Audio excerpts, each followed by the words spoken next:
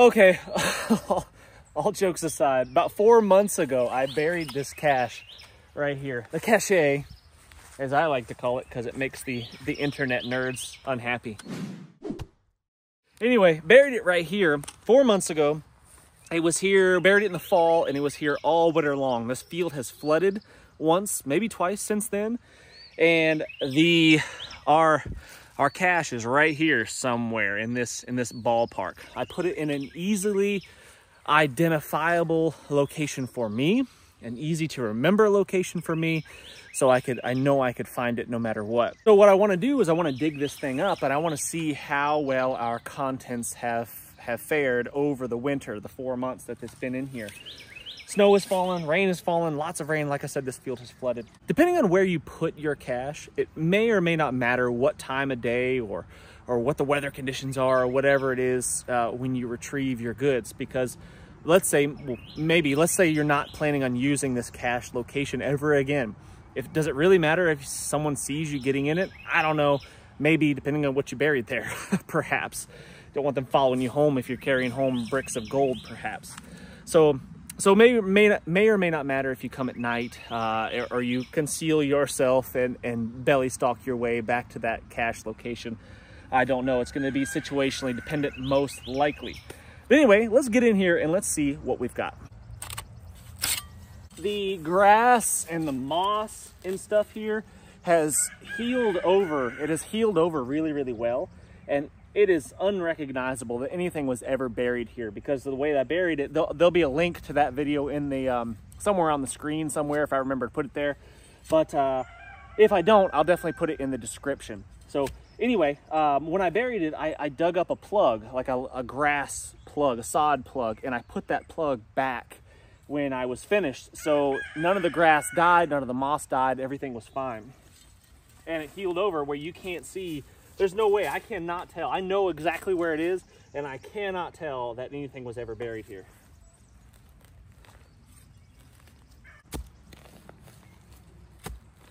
Buck has come in here and tried to kill my little tree that I planted. Sort of scraped, ripped off the branches, scraped the trunk. Hopefully it survives. Probably will.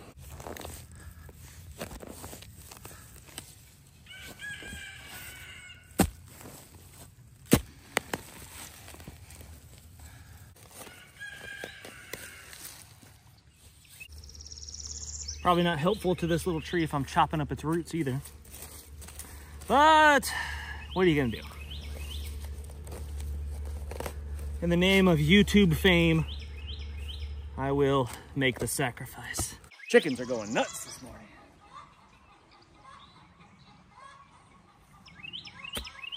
Wouldn't it be funny if one of my buddies was watching this video, or the first video, and he came in here in the middle of the night, stole my cache without me knowing it?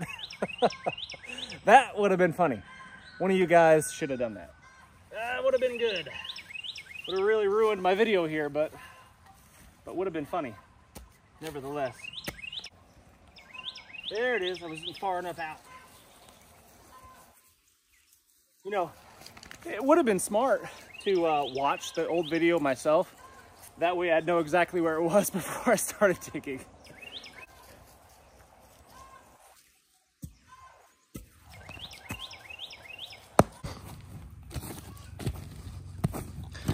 So there's the black trash bag that the 5-gallon bucket is in.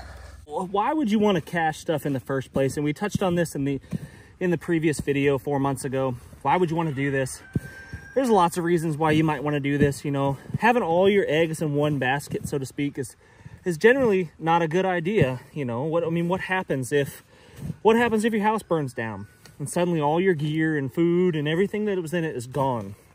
Maybe, just maybe, it'd be a good idea to have some supplies strategically placed on your property, around your property, off your property, so on a buddy's property, so that if something should happen and you should lose everything, you've got some stuff ready to go. Well, let's say there's a situation where you can't just go out and go buy all the stuff again, right?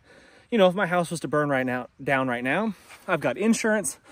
I could call a guy and I could have my house possibly rebuilt. Yeah, there's some things in there that I couldn't replace, but I could probably replace a lot of the necessities that I need, like the food and the guns and ammo and, you know, all the things I could probably replace. But let's say we were in a time that those options were no longer available, and let's say we had to be a lot more resourceful to replace those items, or they just weren't available at all.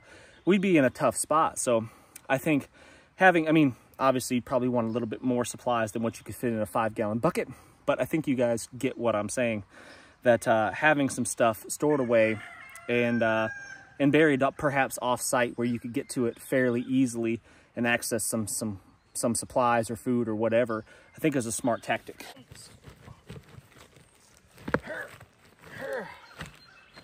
There we go. A small cut in the bag, but that's almost 100% certain it's from me digging it just now.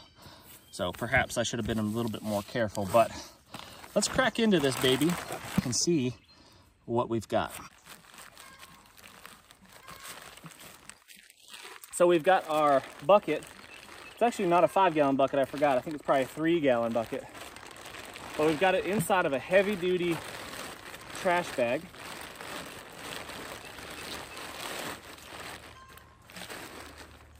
The inside has moisture inside that trash bag, so that tells me that's either from some sort of just condensation or there was some sort of leak in that bag.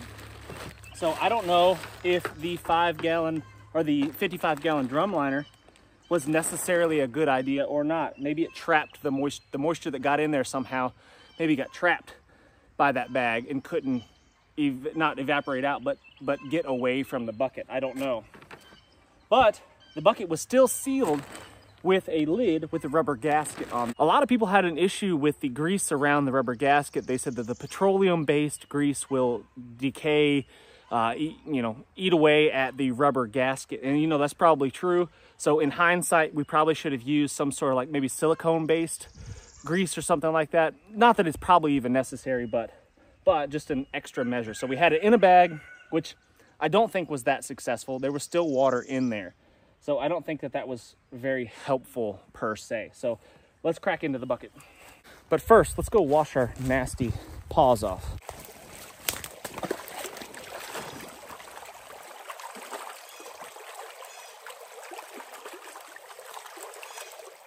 And spring is here and I love it. The water is warming up in the creek that used to be painfully cold to do such things. It's pretty awesome.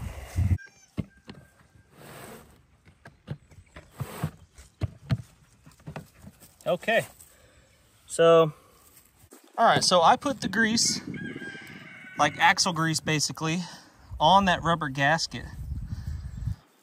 And I don't see, it's only been 4 months, yeah, I get it, but the 4 months is kind of a long time. I don't see any problems with that rubber gasket whatsoever. So, I don't know.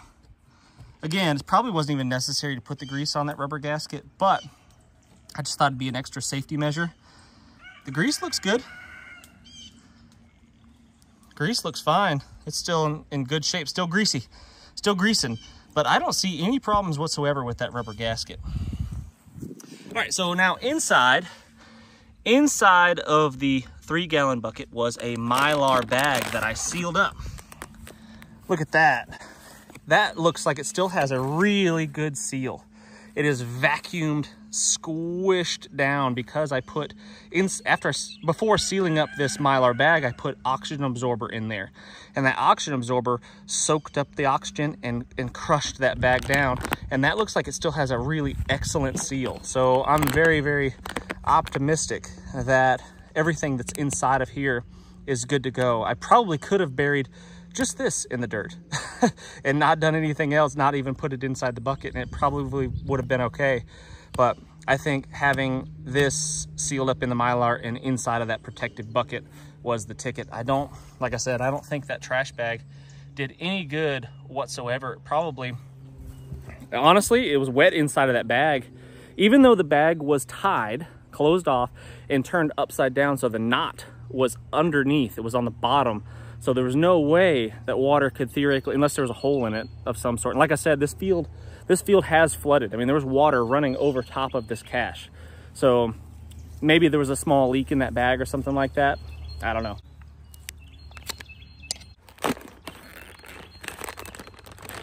Yeah, I could hear, I don't know if you guys heard that. I could hear the air going psh as I cut into it.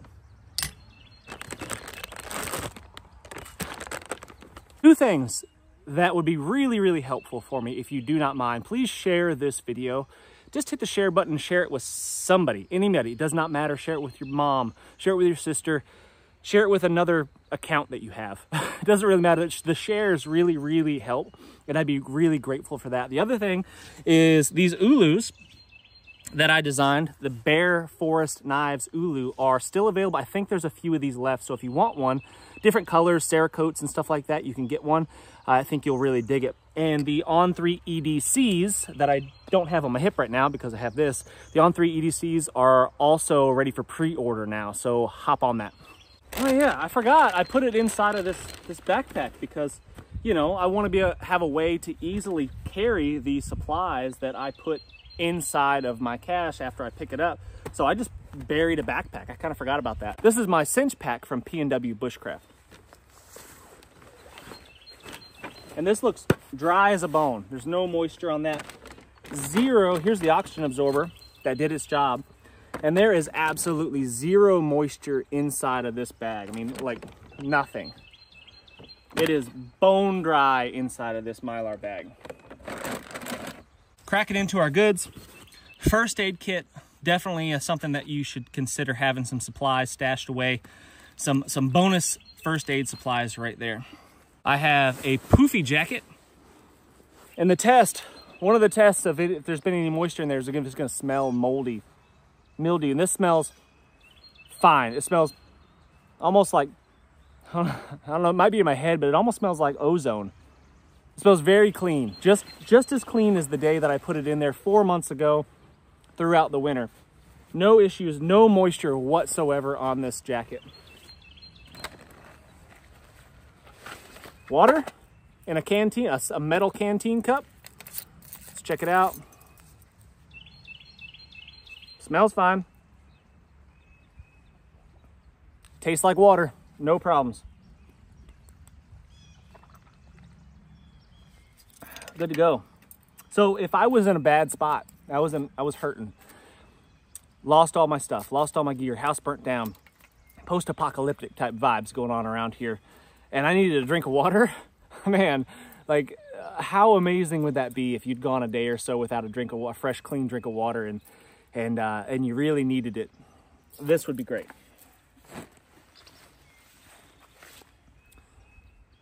Yep, got Leatherman in here. Doesn't look like there's any rust or anything like that on there. Looks good to go. A Leatherman wave. Mylar blanket, emergency shelter, ready to go if it was bad weather, like it looks like it's about to be here shortly, and I needed some sort of shelter. This Mylar blanket would be amazing.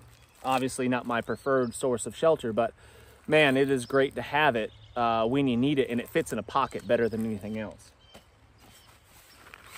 I got food. I got powdered vitamin milk. We should probably try this, I guess, huh? Should give this a go. I've got a Bic lighter. Moment of truth. No faking it here. Oh, look at that. She works. The trusty Bic lighter, buried underground for 4 months, still gets the job done. And then, of course, we've got some ammo right here ready to go, and I will be testing this to show that it still works. We'll do that right now. I won't be able to show it to you because if I do, this video will be demonetized because YouTube is run by communists, I think. But I'll let you listen to the bang.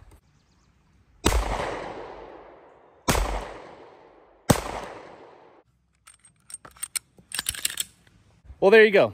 Good to go. No worries. Works fantastic. Nutrient survival, powdered vitamin milk. I don't know if this tasted any good before, but we're going to try it out and see if it's good. I haven't had that before.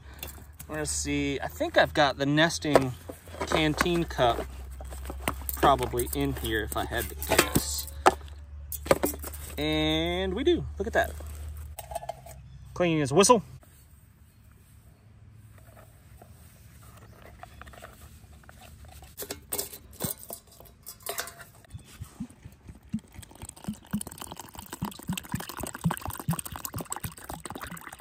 One of the cool things about the Ulu is it's got a 90-degree spine on the side there.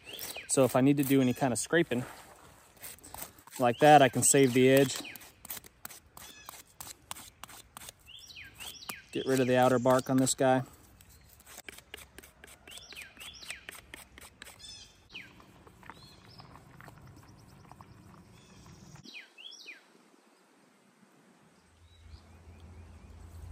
Tastes like a protein shake, basically. Yeah. Not terrible. Not my favorite meal, of course, but if I was hurting for calories, something like this would probably be pretty good. Yeah, it tastes like the protein shakes I used to drink.